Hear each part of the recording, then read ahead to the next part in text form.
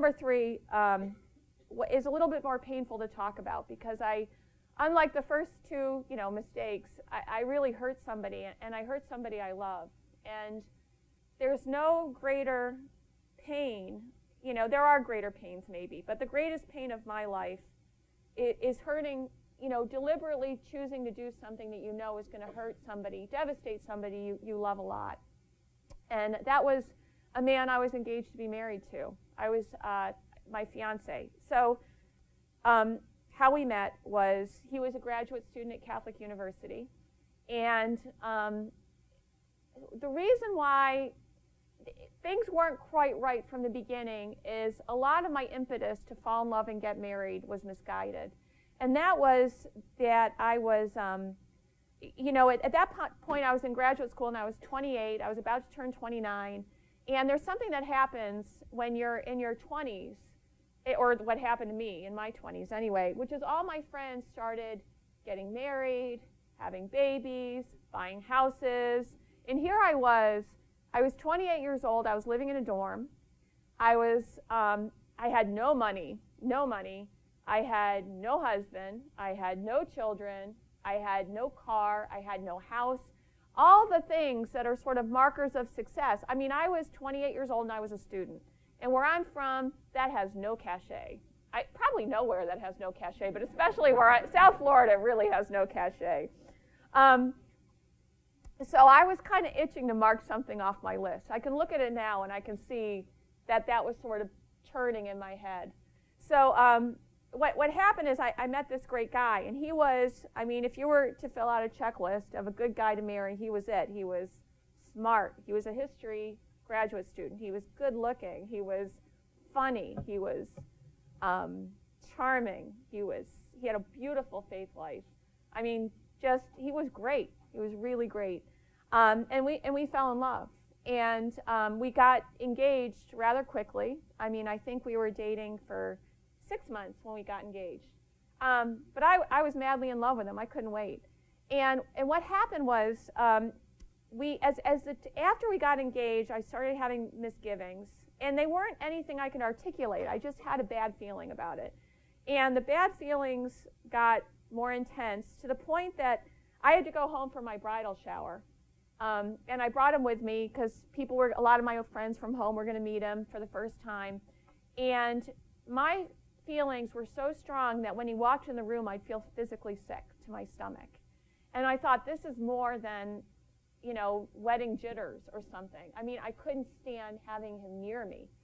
And meanwhile, I loved him. I really loved him. I didn't know what was going on. And that's another thing, I think God works with, I think some people, if God sort of goes like this to you, you listen. But with me, he takes a sledgehammer, He probably was doing this for a long time, but I'm not very intuitive. I'm kind of always in my head, So, it had to get to the point where, I had this very visceral feeling.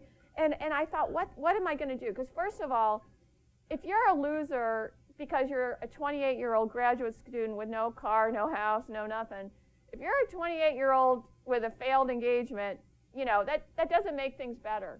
But more important, and by the way, this was a point where we had the venue, we had the band, we had the, everything was all planned. I had to cancel everything. But more importantly, 1,000 times more importantly, I had to go to this man I loved who had told me repeatedly that he would love me forever and that I was what made his life complete. And I had to tell him that I didn't want to be with him anymore. And I did. And to this day, I can hardly talk about it. It's so painful thinking about doing that. But again, God works all things into good. And I'm going to tell you something, and please don't groan, because it sounds like something you can groan over, but it's actually a beautiful thing, which is my fiance ended up becoming a priest. And looking back, he was meant to be a priest. Actually, the nun I was talking to about, Sister Prudence, she said to me one time, she said, have you ever thought that maybe your fiance's meant to be a priest? Because the way he talked about his faith was, and I could tell you why, but I won't. It was a way that somebody who's got a vocation of priesthood talks about the church. That's how he talked about it, the faith, and that's how he talked about the church. And let me tell you, all these years later, he was absolutely meant to be a priest. His vocation makes him happier and more himself than he could have ever been if he had stayed with me. I'm quite convinced we would have made each other miserable with all of our good intentions, because we were doing it for the wrong reasons. And as for me, what happened, so I was at Catholic University, and here I broke up with this guy and broke his heart. I had to get out of there. And it just so happened that my advisor decided to transfer. He transferred to Boston University. And I thought, well, that's a sign. I think I'm going to transfer too. This university isn't big enough for the both of us. So I decided to go to Boston University. And that was hard to leave things behind. But what happened at Boston University is I got a part-time job at Boston College. And that was, the beginning of my vocation with a capital V. So if I had never gone to, I love Boston University. I love my advisor. It was absolutely the right move. But one of the things that happened is while I was finishing my PhD, a part-time position opened up to teach perspectives at BC. And meanwhile, what was going on with my faith life is I no longer had a faith community, and I was dating. And I was sick of dating and saying to people, oh, you're nice. Oh, you're Catholic. Oh, that's great. Or, oh, you're not Catholic. That's fine. Oh, by the way, these are the values that I hold. And the people I was dating say, all right, well, thank you. Nice to see you, if you know what I mean. Thanks, but no thanks. And so I was thinking, does anybody take this stuff seriously? Does anybody try to follow any of these rules? So I was a little frustrated, and I went to a priest, and he said, well, you've got to meet other people who have who have a faith, who sort of give you community, who tell you, yeah, it's hard sometimes, but it's okay. So he said, first of all, you needed a community. The second thing is, he said, you've got to start reading the Bible. And I did not want to read that Bible because I had very, very negative associations from my evangelical youth from reading the Bible. Because that's all I did. I read the Bible from cover to cover more than once, which, I read those parts in Leviticus. I read the whole damn thing. And I just didn't want it. It brought up really, really unpleasant memories. So teaching perspectives, I had to read the Bible again. You can't, so anybody take perspectives? Yeah. What happens if your teacher doesn't read the Bible? Yeah, it's not good. So I was forced to spend a summer reading actually, I spent a whole year before I taught perspectives, reading the Bible, reading secondary sources on the Bible.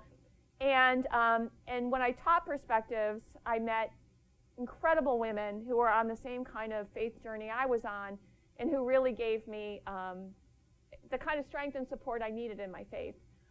Finally, if you were to ask me what was missing in my life, I would say service, because that was something that was just really important to me in my life. And I didn't know how to integrate my vocation with service. And then a full-time position in Pulse opened up. And you all know that story, because that's what it came up in the introduction. That's what I teach, I think. Anyway, I teach Pulse. And I am absolutely convinced I am exactly where God wants me to be. And I met my husband, who's exactly the person that I was meant to meet. And none of that would have happened. I mean, I don't know if my fiance wouldn't have become a priest if he had married me, obviously, right away anyway. But I think things worked out for the best for him. I really, really do. And things absolutely worked out the best for me.